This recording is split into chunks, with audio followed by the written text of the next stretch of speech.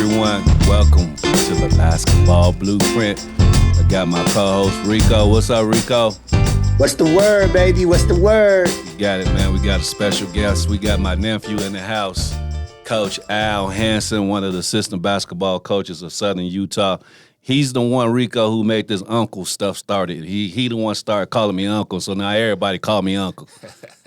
Hey, that means he the link. They follow it. He know how to lead. You know what I mean? That's me.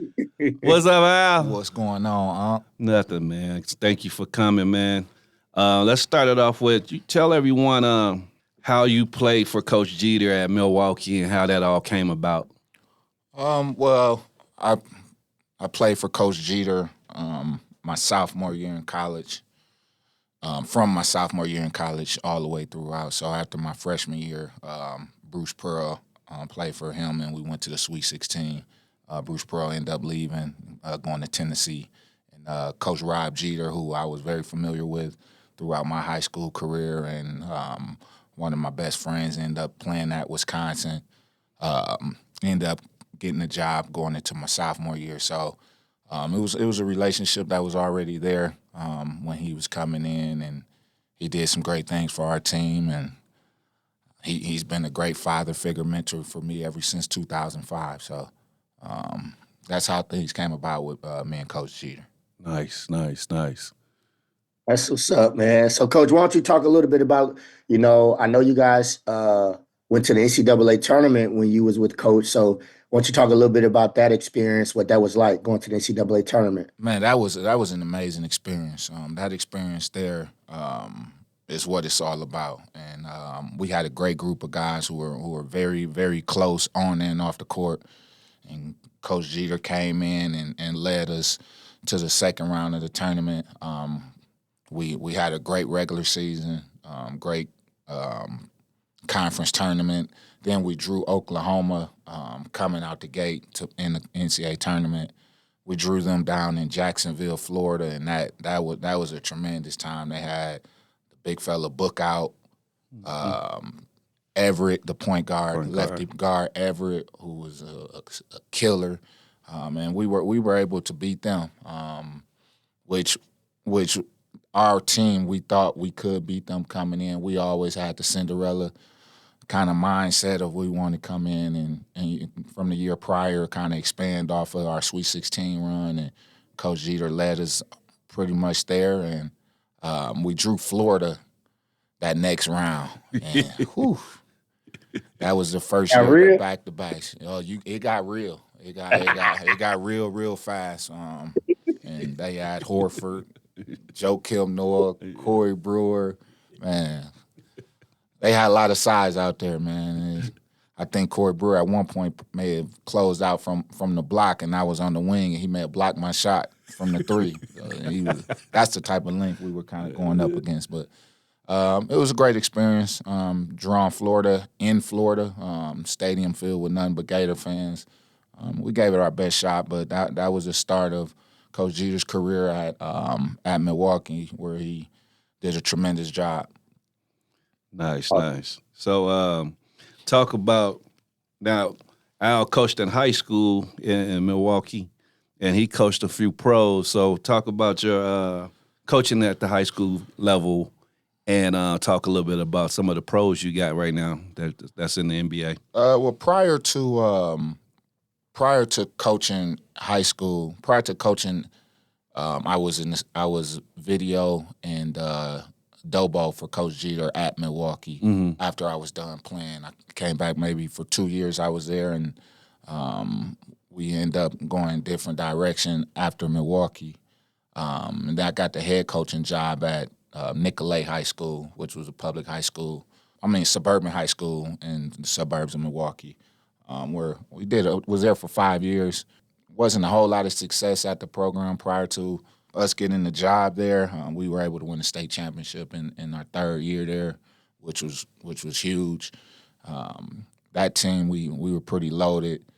Finished number 7 in USA Today at the end of the year.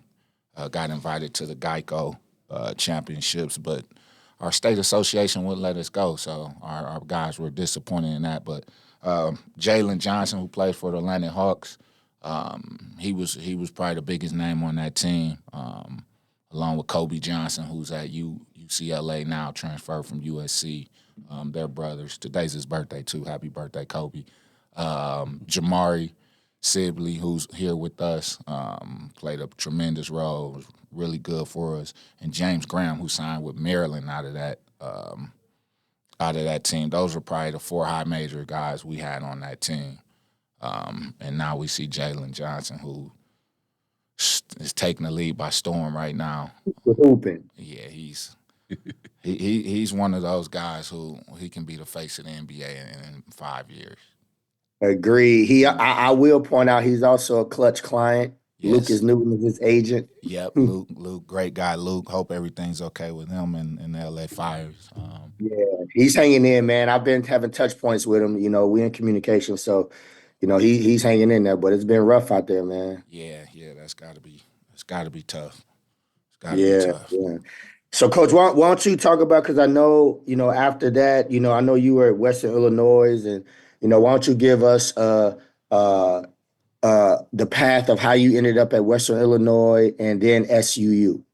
Well, for me, my dream is always to get back into Division I. Coach Jeter gave me my first shot when I was at Milwaukee, with video and then ops. And then I kind of had a nice thing rolling at Nicolet, where COVID had happened after we won the state championship, and we were loaded enough to come back and win a couple without the pandemic. But for me, I wanted to get back into Division I, and Coach Jeter called me with a position that he had opening up, and saw the things that I was doing with my program, and he knew everything that I was about, and he gave me my first opportunity. So when the opportunity came to go to Western Illinois, 4 hours from my hometown, after speaking with my wife, and we just felt like the timing was right for us to,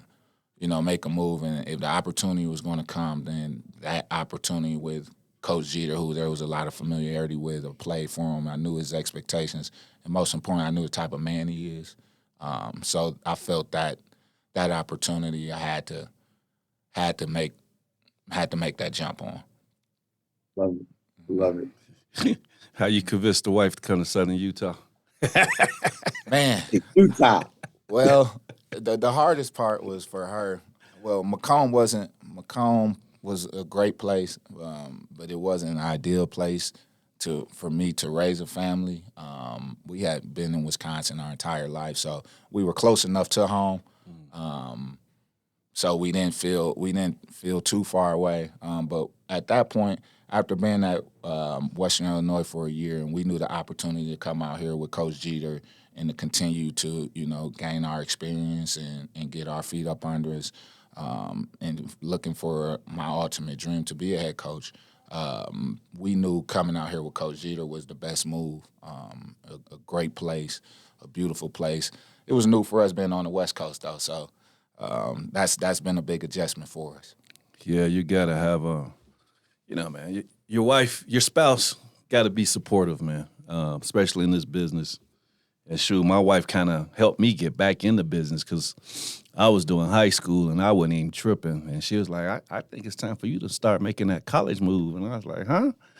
And then that's when the whole Southern Nevada JUCO deal happened, because a friend of mine got the job and he was like, man, come help me build this deal. I was like, man, you're going to have to convince my wife to leave a 6-figure job. Yeah. And she was like, she was already in, she was already with it. And then in 3 years in Vegas, and you know how you be like, when you're an AAU coach and you in Vegas, you be like, man, I don't know if I can live in Vegas. That's how I was, but Vegas was actually cool. And then to finally get that call from Coach Jeter, him and Al came up to my high school to meet with me. When Coach was like, man, I'm going to the airport. He was like, how far are you away from the airport? I was like, Coach, I'm in the hood. He was like, that's all right. Because they pulled up and we talked and stuff and, made it happen. But if it wasn't for my wife being supportive, man, this don't happen. And you got to have a supportive spouse when you coaching in this game. So Facts. talk a little bit about just as a mentor, what Coach Jeter has meant to you, as a mentor, and just being with him and. Well, for me, man, I look at Coach Jeter. He's been a father for me, a father-like figure for me since I met him. You always look at your coach as that next guy in line next to your father. Absolutely. And from the beginning for me, just a young man, 18, 19 in college, and just to have someone like him who discipline is at the top of his list for success. Having discipline, being a blue collar, hard working, and not taking shortcuts. Having those messages put into me at such a vulnerable age in my life kind of grew me closer to Coach Jeter. And he's just a man who he's selfless, and he's all about improvement and paying your rent every day. And where I come from, that's what life is about. So from that point on, I maintain a great relationship with him. I trust him. He trusts me, and I know what he expects. So he's been a great person for me to have a great male figure in my life to have next to my father, because my father passed away. So to have a guy like Coach Jeter, who at times he doesn't even know the impact he's having, on my life and all of these guys' life. He just goes about his days with his true beliefs, and we latch on to that. Love it. I love it, man. This next question is posed for both of you guys. Coach Al, this will be for you first, and then Coach Williams, you piggyback and trail behind them. But it's geared toward the team, So, Coach Al, I want you to talk about, how you feel about the team this year, and then talk about where you think you guys can go for these last 13 games that you got coming up. How do you project you guys can finish? And then Coach Williams come behind them and give your spiel on that same deal. Okay, well, for me, man, where we at right now, well, first of all, the team, I love the team. I think we got a great group of guys, egoless guys who are looking to figure things out, but ultimately they just want to win. And I think as long as you got guys who are trying to learn, trying to get better, and willing to put that effort in, then there's nothing more you can ask for as a coach. So I think we got a great group of guys who are looking to improve. Obviously, we started off 8-2, went on a little skid, and we're finally able to get back on track last game against Arlington. So we're 9-8 right now. But adversity hits in every season. I mean, now it's just for us how we handle that. So I feel like this group will respond properly. I think they'll have the outcome that they want over these next 13 games, to where our mindset is just take it one game at a time, keep stacking days, keep stacking games, and kind of go from there. So I'm confident in this group. One thing that I am confident in is our coaching staff. Coach Jeter, if you look at his history, his team tend to do a little bit better towards the second part of the year. So for us to have him leading us and have the group that we have, I don't want to put any expectations on it, but I'm expecting our ultimate goal from that we had from the beginning. Nothing changes, and to compete for a conference. I love it. I love it. I love it. Yeah, I think if we can stay healthy, I mean, we was on that losing streak. We had some health stuff, some injuries that dudes were trying to fight through. So I think that hurt us quite a bit, and you never want to make excuses because, injuries is part of the game. But if we can stay healthy, I think the sky's is the limit for this team. And I think that's the main thing, man, is staying healthy and continue to pay attention to the details of what coach and the staff is trying to get them guys to do. And I think we were able to lock in a little bit better against UT Arlington. And to be quite honest with you, Rico, we probably should be 3-0 in league right now. We're 1-2.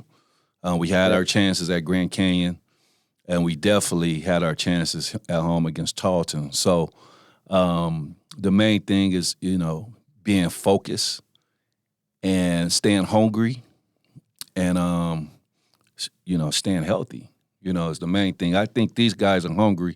I was laughing at Nick Cronin the other night because he was like, "Man, these guys not hungry no more. They full. They already full." And so I think we still got a hungry group right now. So I think the main thing is really staying healthy, man. Can we stay healthy? Well, one thing that I'll point out too, though, and I know this, but you guys don't have the same resources that the other schools in the conference have regarding like NIL and the ability to get the level of talent to compete. So the start you guys have and the fact that y'all even in the fight, even competing, that's a testament to y'all coaching staff and how y'all bringing these boys along for real. You know what I mean? So, I know it's a little bit, this is out of y'all control a little bit because you got to work with what you're working with. But, Coach Al, won't you talk a little bit about, that piece of it and the fact of, from a basketball standpoint, the program don't have the same resources that even Arlington has. Arlington got $300K NIL for their basketball program. Yeah, What I mean? I mean, all of those are definitely factors for myself, and I know Coach Jeter's mindset is this is what we have, and Right. that's something we don't make excuses about. We take it on, and we do the best we can with that. So we still have to find a way to get the guys that we do have to compete. And I know my upbringing and Coach Jeter's upbringing and Coach Williams and the rest of our staff, we've had to earn everything. So to have that mindset, to have that kind of blue collar approach, that underdog approach, we have to relay that to the guys and not feel that we can let anyone else's situations impact our efforts or our situation. So, I mean, I embrace it.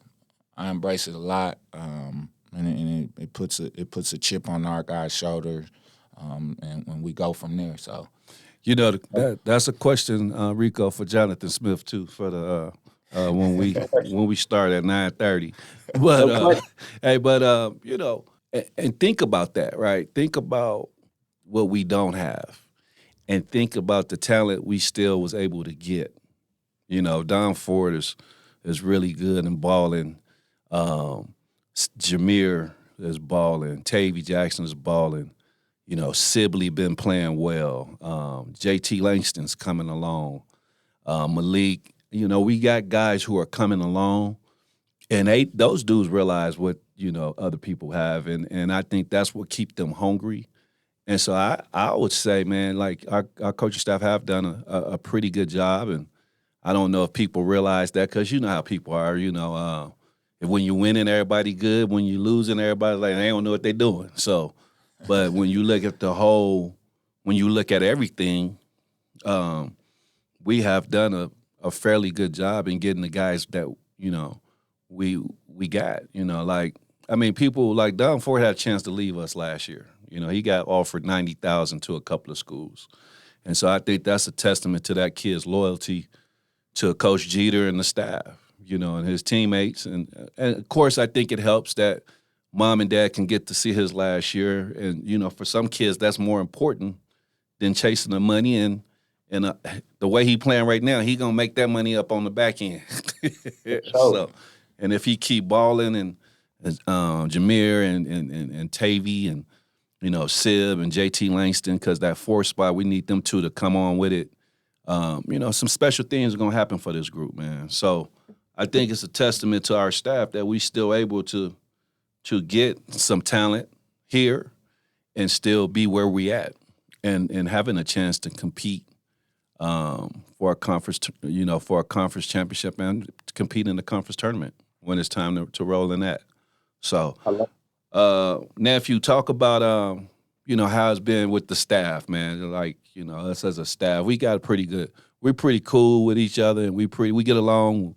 We go to each other's houses, and hang out. So talk about, just the staff in general. Man, I think we have a great staff. I think we have a great mix, and a great collection of guys who we're all about the same things.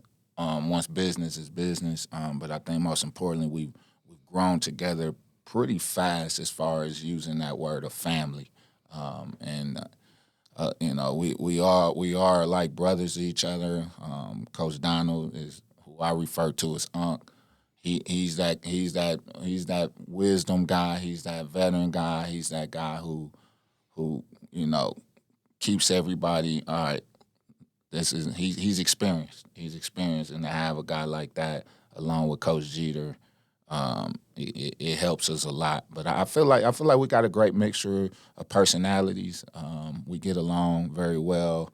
I have a son who looks at everyone on staff as uncles and all of that. So it's a family feel to us, and when there's a great level of respect for each other, for our careers and for our knowledge of the game. But I think you have to get along in order to be around each other as often as we are. So I enjoy it. Yeah, great group. And the cool thing, we can agree to disagree on stuff too, and nobody get no hurt feelings about it. And just like these guys learning from me, I'm learning from these guys, man, every day.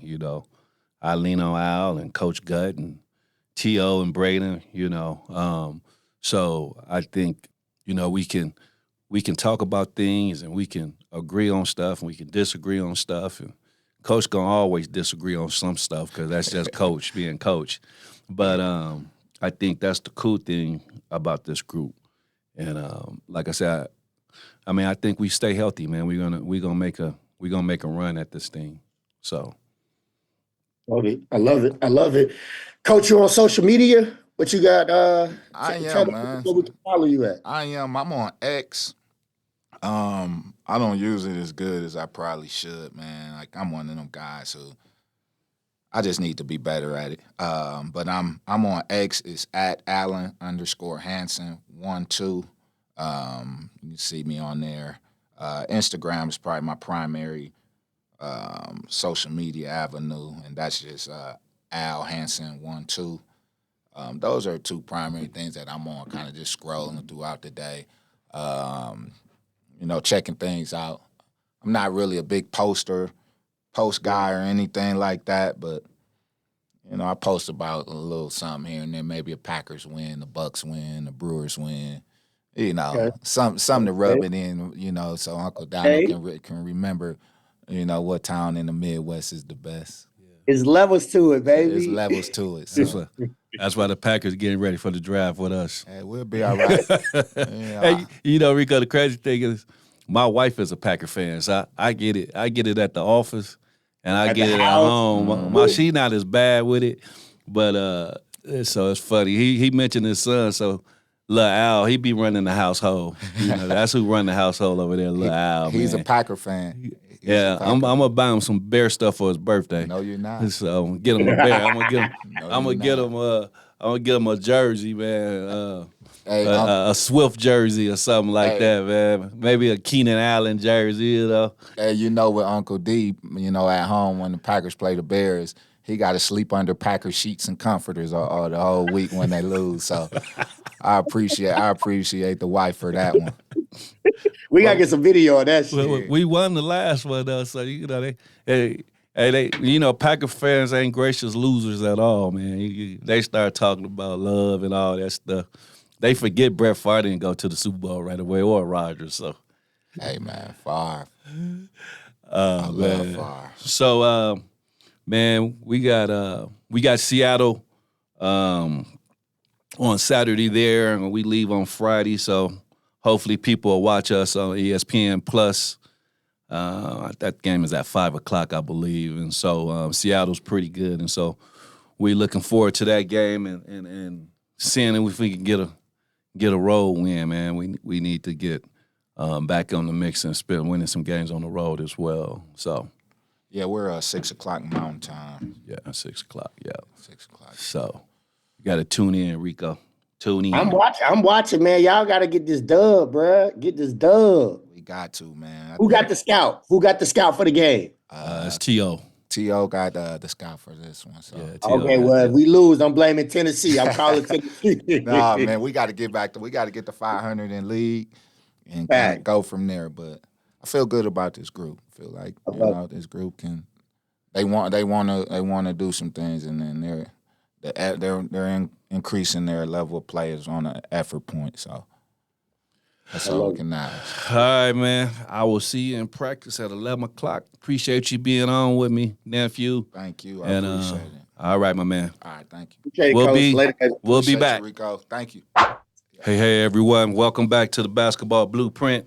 We have another special guest with us. We have Mr. Jonathan Smith with us, and he's part of the collective for NIL that he does with the sports here at SUU.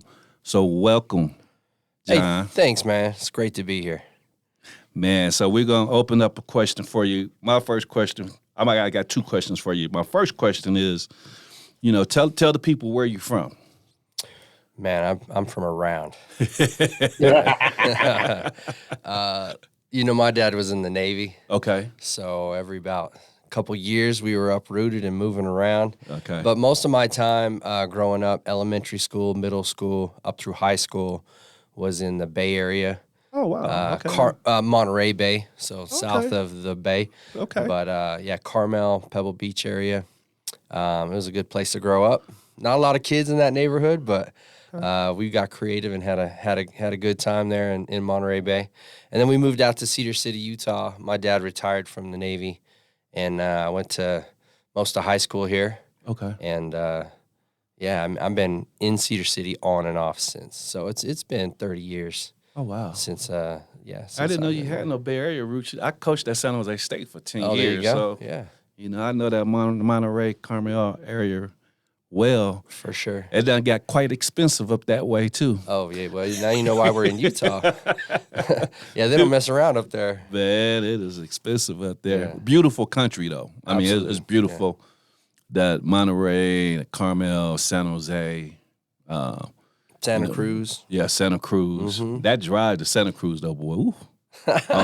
Go up and down that mountain from San Jose. Oh, my goodness, man. Yeah. We used to take recruits up to Santa Cruz, and, I try to be back on the road before it got nighttime, because that's a dangerous. Yeah, it's a little dangerous drive. For sure. But Santa Cruz is really nice, too, man, absolutely. what they've done with the boardwalk and everything. For sure. But I would say I'm a Cedar City local now. I think I've done my time enough to be a local here in Cedar City. Man, that's nice. So where's your dad from?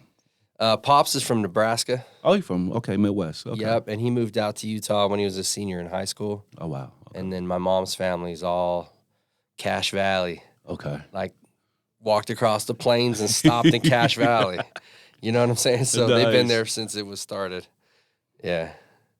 So tell us how long you've been affiliated with SUU and, how the whole collective NIL thing came about, too. So, talk to us about how long you've been affiliated with SUU.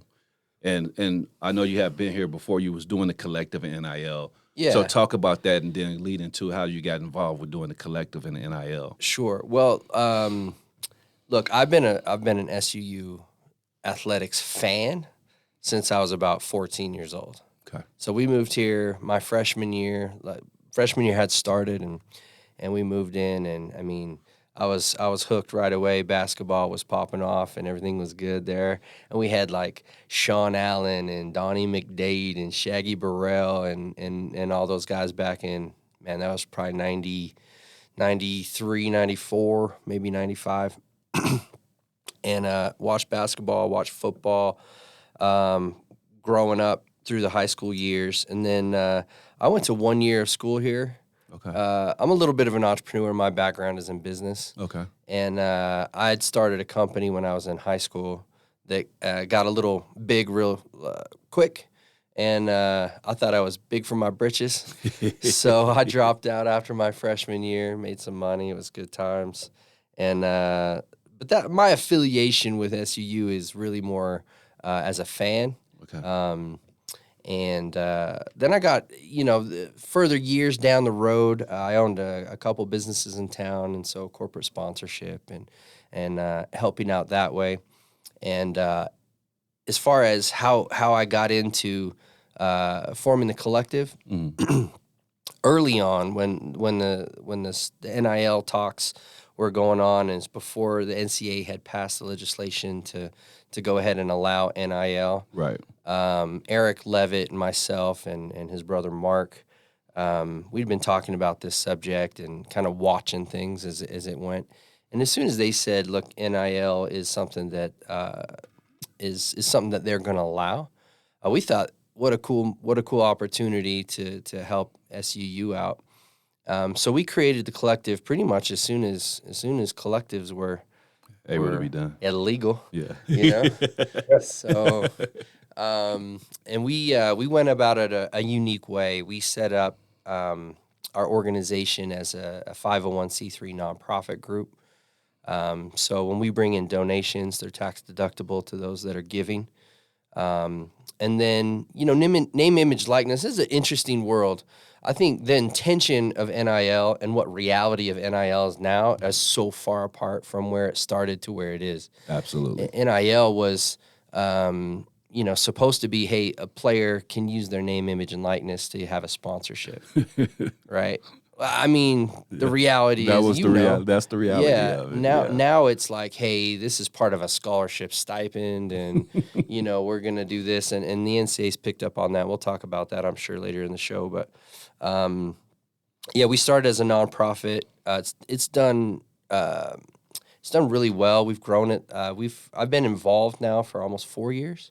Yeah. And then executive director, kind of the last. 2 years and a bit. Okay. We started getting going. We realized really quick that there was a demand for NIL at the school, and there was a demand from the donors that they wanted to help out. Okay. And so that first year was kind of see what we're doing here. Right. And then the next 3 years, 2.5 years, it's been all right. Let's get this organized and get going, and it's been good. Nice. I love it. Jonathan, based on my experience, I've seen like schools all have their different processes around NIL and the collectives, mainly when it comes to different sports, right? So I represent Robert Dillingham. He went to Kentucky. Cal had La Familia, right? That had nothing to do with the overall collective. It was just for the men's basketball program. Yeah. And I know schools in the conferences, again, everybody's doing it different. How are you guys doing it with men's basketball there, right? How are you guys helping the men's basketball program out? Because I know you have to overlook everything, because we've had a conversation in the past around it. So talk a little bit about that and how you guys are taking care of the men's basketball program. Yeah, for sure. So our collective is a little more overarching. It's not specific sport-wise. I mean, we definitely have donors that are football guys or specifically basketball guys, and we do our best to kind of funnel their funds towards those programs. But I mean, in Cedar City, this is not a huge market, so we don't have like competing, NIL collectives like big schools do. Big schools, you're gonna have. I mean, the intent early on was that the collective was separate from the university. And now those relationships have got closer and closer and closer to where now the NCAA is going to allow, pretty much NIL collectives. They're going to call them something different, run by the school here in July. So we were separate but working together, and the reality is, we wish we could do more. And I think in the future, I think there's an opportunity. For Southern Utah University men's basketball to kind of do that La Familia concept, where they've got some very specific donors that are looking to move the needle for SU basketball. We're in the very beginning workings of that. We help out the university's basketball team as best we can. In fact, we got to talk after the show. We got some good news for you. Oh, nice. But the reality is, we're probably lagging a little behind. Those in our conference, and we can't stand for that. So we got to get going and move those things forward for men's basketball here at SEU. No, I love it. That you actually led into my next question, because I know we just beat UT Arlington last night, and they have. I've done some due diligence, and they have roughly like 300,000 available to their men's basketball program, and for us to beat them. It kind of is a nod to the coaching staff and the talent, No doubt. But that's you kind of led into it, just answering where you're going with it and where you transition into. So I know you're in it, man, because when we had a talk, I was trying to figure out, well, what do I do to help the program specifically? Yes. And we ended up working directly with the talent directly. Absolutely. So we've done something specifically with a few players just to help them out. And, we're trying to figure out how we do more as well. But no, this is good stuff, man. 100%. I'm glad you brought that up because, look, SUU has always been the story of do more with less, right? I mean, we're a blue collar community. We grab our lunch pail and go to work. And it also shows you, man, that money can't just buy wins. Right. You got to coach them up the right way, give them the right environment, and I think, I think we've seen it. We've seen it in multiple sports, not just basketball, but where we're outspent 10-1, and we still whipping them. Them. Yeah. So yeah, that's the reality. Money doesn't solve every problem, but look, if you use your resources correctly and you put them in the right places, instead of just throwing money at a problem, really dissect the problem. And if money is a solution, use it. If not, it's always the Joes, not the X's and O's. And we got to make sure that we keep that in the foresight of our minds as we're raising money, as we're spending money. Make sure really it's just a tool and a resource to solve a problem, but there's no reason to throw money at a problem that money's not going to fix. No, I get it. I get it. One thing that, I know we won't be able to dig too much into this today, but just figuring out how do we come together to raise more money for the men's basketball program, and just coming up with different creative ideas because, my business partner, Euless Payne, successful guy, motivated for the right reasons. He's just giving God's gifts back. We've been trying to figure out, well, actually, we still got to get some deliverables from the players we did engage already. Sure. But we're going to do more. We're going to do more. So we'd love to talk more offline about how we can come together to help bring some solutions to, kind of solve this problem and level the playing field for the conference. Because, these guys are doing more with less. I'm thinking like, hey, if they get a little bit more, we might listen. Hey, it's funner to do more with more. You know what I'm saying? Yeah, that's right. That's right. Yeah, we could talk about that offline, and there's a lot of things that are coming down, from the NCAA that are going to allow a few different, collaborations. And the reality is we're a nonprofit organization, so our athletes that we sign and that we pay have a specific duty to do nonprofit charity work with their name, images, and likenesses. But having said that, you're going to see some changes in that here coming up in this summer for sure. So there'll be some more opportunities for us to collaborate. Yeah, the NCAA they got a bunch of things coming down the pipe here pretty soon. NIL and revenue sharing, and then if they're going to they're talking about giving players 5 years to play. That's right. Just 5 years. Period. Just 5 years. What you talking about? Just 5 years. So they're talking about giving them 5 years, and so it's been all kind of crazy stuff because of the lawsuit by the kid from Vanderbilt. And so right now, if you was a kid that played in JUCO 21-22, you're going to have an extra year to play. That's right. And it really only applies to that 21-22 yes, year. only really, yeah. And so, but that lawsuit will open up. That will open up. It's going to open up Pandora's You got somebody box. else about to sue for something else. Oh, yeah. Because they're saying, why just the 21-22? That's right. So you got another lawsuit coming down. So, as some token, I kind of feel sorry for the NCAA with some of this stuff because it's just. Oh, bless your heart. I don't feel sorry for the NCAA at all. Some of it is just crazy, man. Some of it is just crazy. But I think it goes back to if the NCAA hadn't been so greedy back in the day of the. Now you're getting it. The Fab Five. Mm-hmm. And giving them dues they're due. If they had done it back then, we probably wouldn't be so bad right now. Yeah, where things are. So, Don, I think if they would have distributed the money a little different, Yeah. I mean, they kept it, right? Yeah, absolutely. And they did their thing with it. But if they would have distributed it back to the participating organizations and then trickled down to the student players, athlete, or even to their benefit, not to their pocket. I mean, amateurism, I thought, was a cool part of college sports. Absolutely. And it's gone. Yeah, it's just totally gone now. Period. Right. Yeah. and the reality is, I mean, there's always been a bag man at the big schools. I mean, you know how it is. Oh, absolutely. But the reality is, this thing is off the rails, and the NCAA's kind of got a little. They got their pockets fat, and then now they're dealing with the consequence of it. But I think it would have been cool for that money to go to conference, then university, and then the Players. programs themselves. Yeah, and absolutely. we could have had cost of living and cost of attendance A long time stipends ago. 20 years ago. Yeah, a So long these time kids ago. wouldn't have had to been trying to find a way around the rules. Yeah, Really? I absolutely Yep. agree. So Talk a little bit about how is it for you being able to support SUU sports since you've been here 30 years? You know, how is it for you being able to help, and then just as a fan of SUU? I think there's a lot of fans that get riled up, get excited, and have opinions on how things are run. It is really cool to help affect that in a positive way. To I think Rico said, use the blessings that you've got to help spread that joy to other people.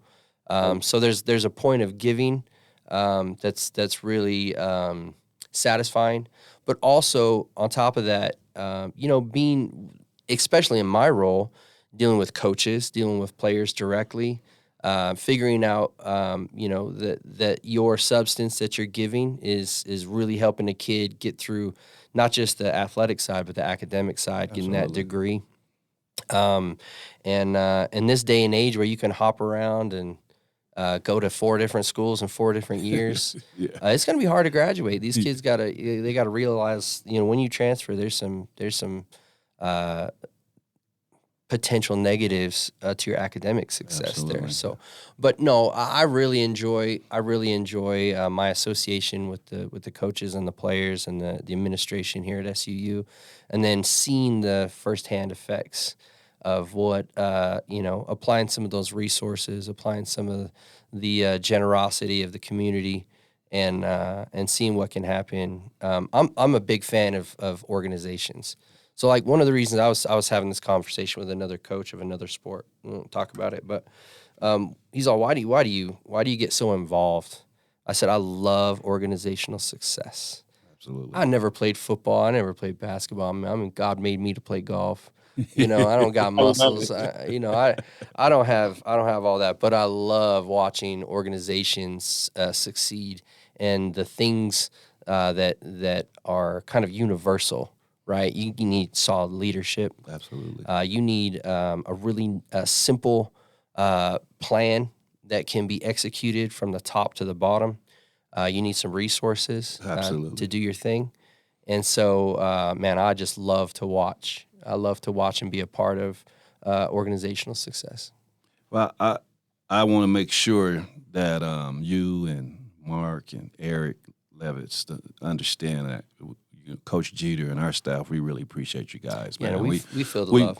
We appreciate how we know you guys are working behind the scenes and attempting to do more for our athletes, and we really appreciate you guys. So I appreciate that. I want to make sure you know that. And then also, now that you said something about academics, I think this is the first time in SUU history, I think that's what they're saying, that all the sports had over a 3.1 GPA.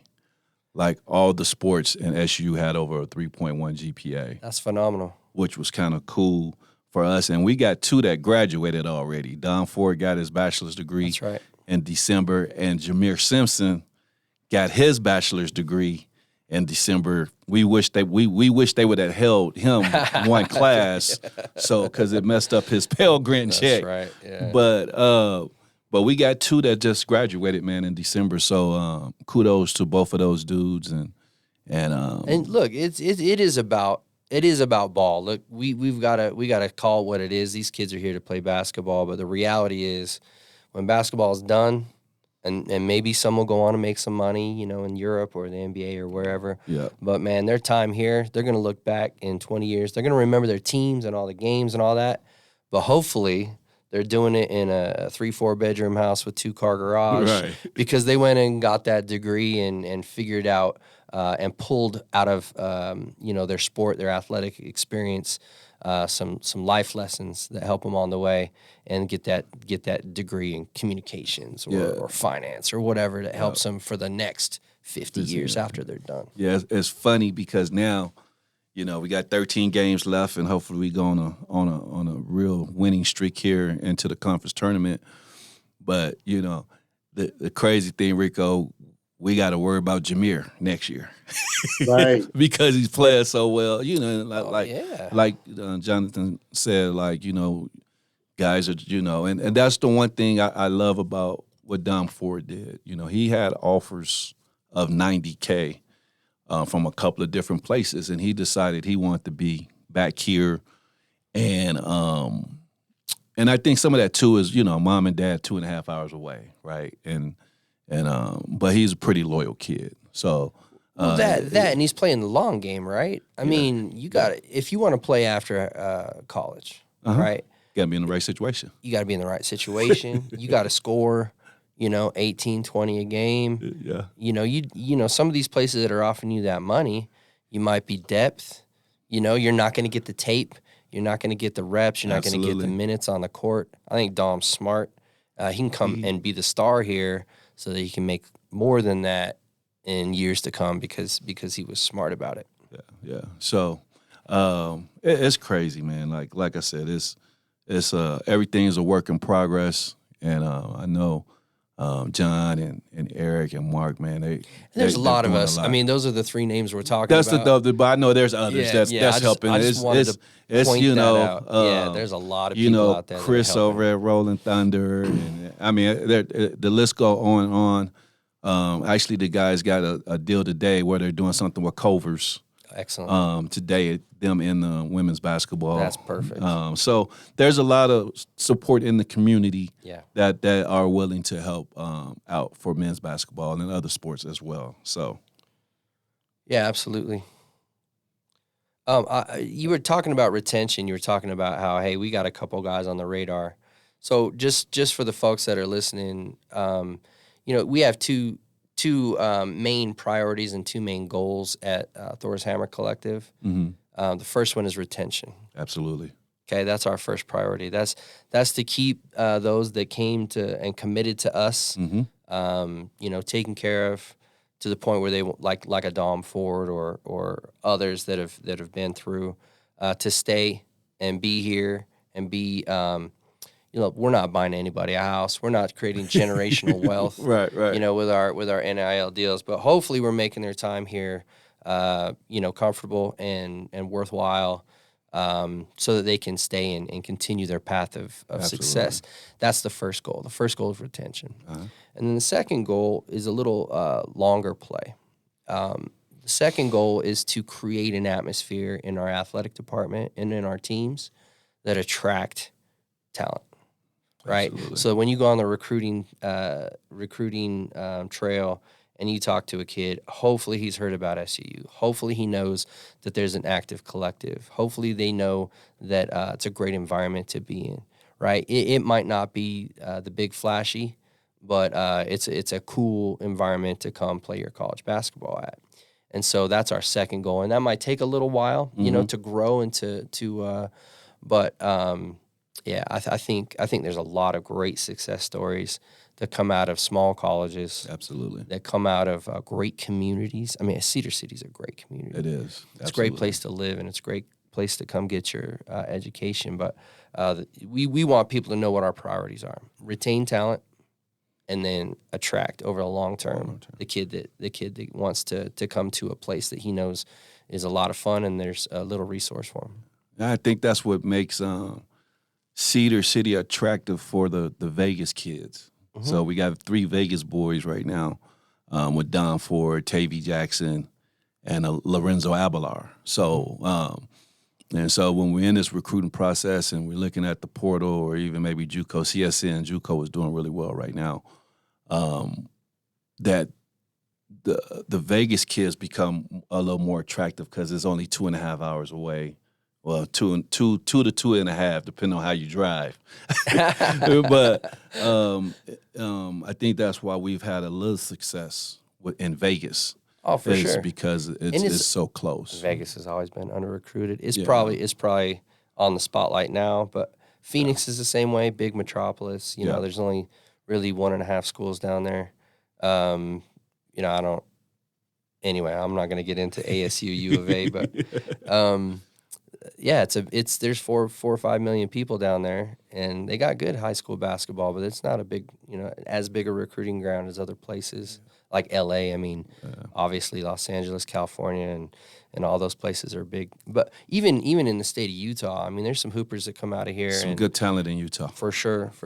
And look, we got to compete with 5 schools. Yeah. We got Utah State, we got Weber State, we got U of U, we got BYU, we've got Utah Valley, we got Utah Tech. I mean, imagine a state our size with that much university pull and talent. It's crazy. So it is nice that we're a little closer to Las Vegas and Phoenix, and man, even Denver's got some ballers that are. Denver got some guys. Colorado got a few guys. Yeah, for sure. But a little under recruited, I think. Yeah, it is.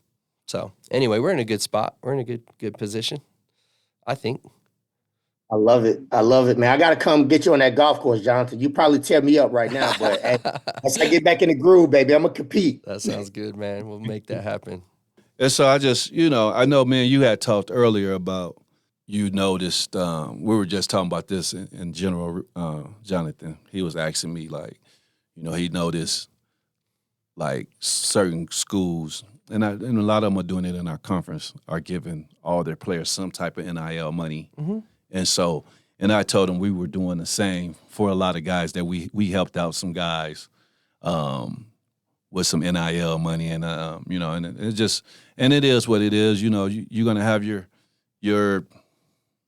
top 3 or 5 guys who are gonna get a big portion of stuff and NIL, and then you kind of got to help the other guys a little bit too, so that even though these guys ain't supposed to be talking and and all of that stuff, right? Nah, man, that's the worst kept secret ever. You got to kind of also help, 6 through 13, because your locker room could get back quickly.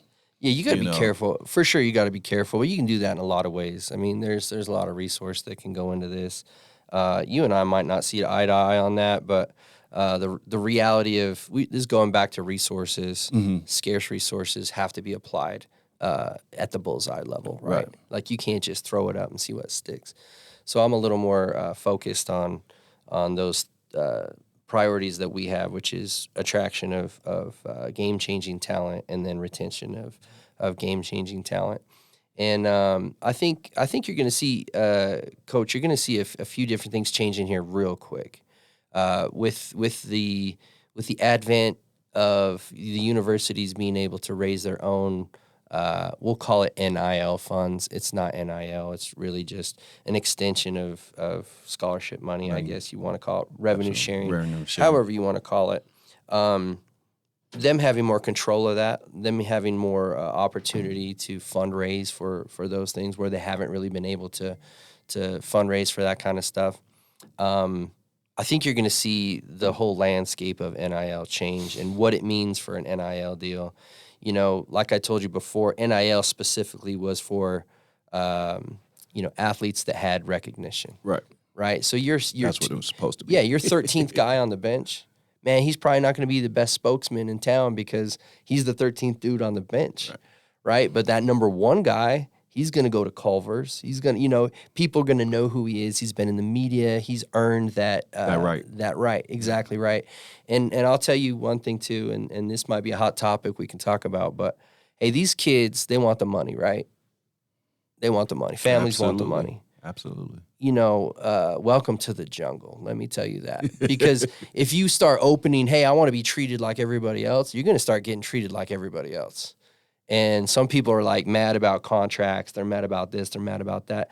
Let me tell you, the world is a crazy place, and the sooner you understand and learn how contracts work, Absolutely. the sooner you learn how the world works. You got to be careful what you wish for. Absolutely. Everybody wants the benefit without the grind behind it, and the jungle is a dark place for some people, and it's the best place for some people. You got to figure out if you're a lion or not. Yeah, absolutely. You know? And so for me, I'm like, hey, these kids are asking for it, and when they get the negative effects, sometimes they can't handle that. They can't handle it. Yeah. And then colleges and coaches come in and start saying, hey, we need to legislate this. We need to make sure that there's no negative effects. Right. That's not how the world Well, works, it's man. not how it works. Nah. And it's not going to work when No. you're giving money. Exactly. So everybody going to want something for Hey, giving you something. money, just like everything else, can be used for light or dark, right? Yeah, absolutely. So hopefully we're using our money for the light and doing the good by these kids and helping out the best we can. That's our goal.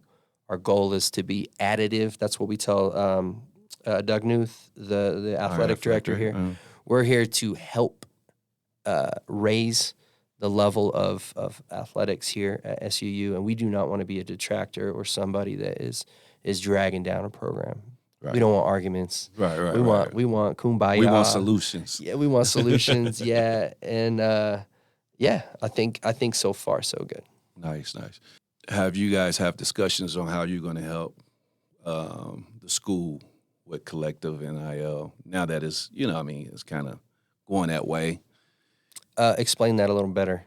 Like, you guys are still going to be a part of everything, The role's definitely going to change. Okay. We don't know what that looks like yet because we don't really know we don't know what the NCAA is saying, going to totally say about it yet. Exactly. I think there's a piece of the NCAA legislation that talks about basically getting away from nonprofits. So we are a nonprofit. Right. So if you read the legislation as is, and we're having our attorneys look at it and see what's going on, but it basically says that all NIL deals, there's a quid pro quo. They have to do something for the money. They just don't get the money. Absolutely. Like Rico was saying, there's still some deliverables, right, Yes, that have to be done for that money. And they're saying that all deliverables have to be for-profit model. For-profit model. Yeah. So we'll have to see how that affects us and our charitable causes and things like that. Yet to be determined. Okay. But the reality is we still want to help. I mean, we set it up the way that was good for us, and we really enjoyed that process. But I'm sure there'll be some alignment and some opportunity going forth. Don't know what that looks like yet, though. Okay. If you're on social media, how can people follow you? Yeah, so mainly Facebook. We're old people, We know the demographic that has the excess money, so we're going after them. But Thor's Hammer Collective, you can take a look at that on Facebook. We also have a website that is really informative. You can read up about who we are, what we do, and why we do it.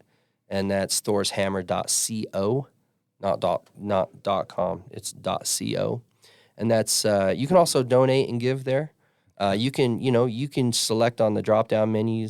Let's say you want to give a couple $1,000s to help men's basketball. Put in your donation, and you click the drop down, and select men's basketball. Okay. So that money, we'll do our very best to make sure every cent of that money goes to men's basketball. Appreciate it. That's what we're about. Now, Jonathan, if you do that and they start losing more, we taking it away. We're gonna make it. Well, you can't do that. That'd be more like pay for play then. Hey, I'm joking, man. Hey, you know what, too? That also means that we need to get more money. So I see it the opposite way. If we start losing, we need more resources, not less resources. Don't start tanking now because you heard that now. Yeah. No, hey, just the reality is, man, this community is great. They want successful teams.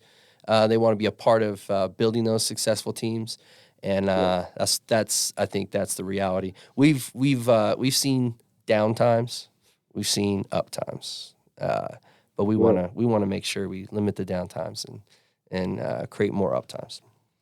Well, man, no doubt about it.